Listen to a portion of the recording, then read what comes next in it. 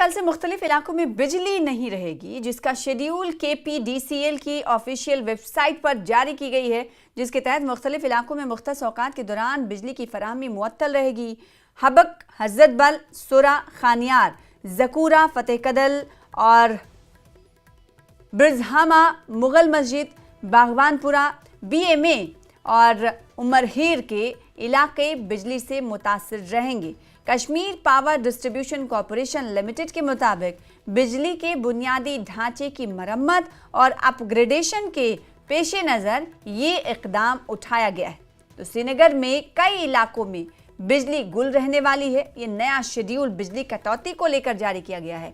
किन किन इलाकों में बिजली गुल रहेगी, इसकी पूरी तफसील इस लिस्ट में दी गई। मरम्मती काम के सबब आपको बताएं कि बिजली मुअत्तल रहेगी।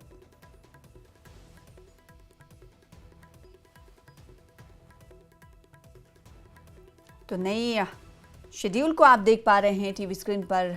ये जो बिजली कटौती की जानकारी दी गई है office of the superintendent engineer की तरफ से, ये आपको टीवी स्क्रीन पर दिखा रहे हैं किन किन इलाकों में बिजली नहीं रहने वाली है।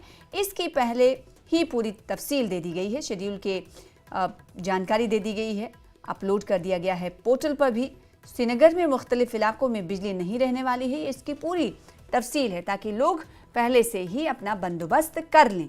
तो कल से आपको बताएं कि ये शेड्यूल जारी किया गया है कि कल से बिजली नहीं रहने वाली है।